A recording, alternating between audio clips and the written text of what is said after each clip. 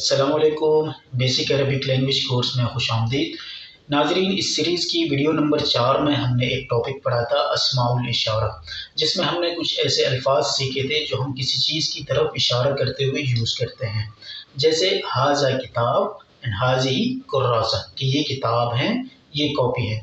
آج کی ویڈیو میں بھی ہم اسماء الاشارہ ہی سیکھیں گے۔ فرق صرف یہ ہے کہ ویڈیو نمبر 4 میں جو اسماء الاشارہ سیکھے تھے اس میں وہ اسماء الاشارہ قریب کی چیزوں کے لیے یوز ہوتے ہیں، یعنی جو چیزیں آپ سے قریب ہیں اور آپ اسے اشارہ کر کے بتانا چاہیں کہ یہ کتاب ہے یا یہ کاپی ہے، تو ھذا اینڈ ھذہ جو ہم ویڈیو نمبر 4 میں سیکھ چکے ہیں۔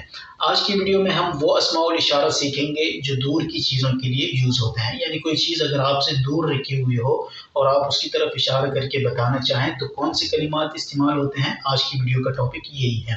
اردو میں بھی یہ ہم ڈیفرنس کرتے ہیں، اگر کوئی چیز نزدیک رکھی ہو تو آپ کہتے ہیں کہ یہ کاپی ہے، یہ کتاب ہے۔ کوئی چیز اگر دور رکھی ہو تو آپ کہتے ہیں کہ وہ کتاب ہے یا وہ کاپی ہے، وغیرہ وغیرہ۔ تو عربک میں بھی یہی ڈیفرنس ہے۔ تو آج ہم سیکھتے ہیں دور والے اسماء الاشارہ۔ ویڈیو کا آغاز کرتے ہیں، آئیے اسکرین پہ چلتے ہیں۔ اسکرین پہ آپ دیکھ سکتے ہیں کہ میں نے دو کیٹیگری اس میں بنائی ہے اسماء الاشارہ کی، ایک للقریب یعنی نزدیک کے لیے اور ایک للبعید یعنی دور کی چیزوں کے لیے۔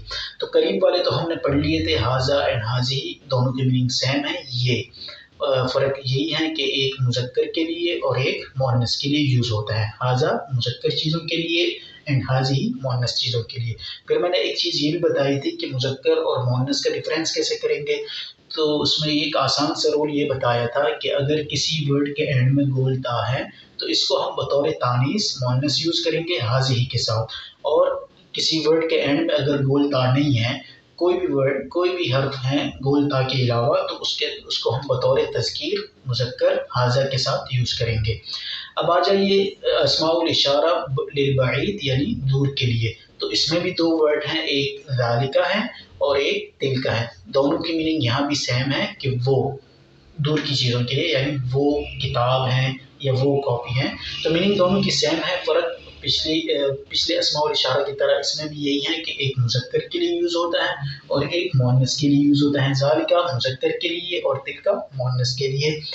اور مذکر اور مؤنث کا ڈفرینس کرنا آپ کو پتہ ہے۔ گولتا دیکھیں گے، گولتا ہے کسی ورڈ کے اینڈ میں تو تلک کے ساتھ یوز کریں گے، گولتا نہیں ہے تو ذالک کے ساتھ یوز کریں گے۔ اس کی مثال دیکھ لیں، ذالک کتاب کہ وہ کتاب ہے، تلک کراسہ کہ وہ کاپی ہے، تلک مدرسہ وہ اسکول ہے، ذالک مسجد وہ مسجد ہے، وغیرہ وغیرہ۔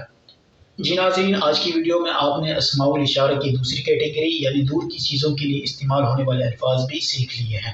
اگر آپ نے ابھی تک اس کو کاپی میں نہیں لکھا تو سب سے پہلے اس کو کاپی میں لکھ لیں، اس کو ریوائز کرنا اور یاد کرنا نہ بھولیں، اور لازمی اس کی پریکٹس بھی کریں۔ تو ملتے ہیں ایک نئی ویڈیو میں نئے ٹاپک کے ساتھ، تب تک کے لیے اللہ حافظ۔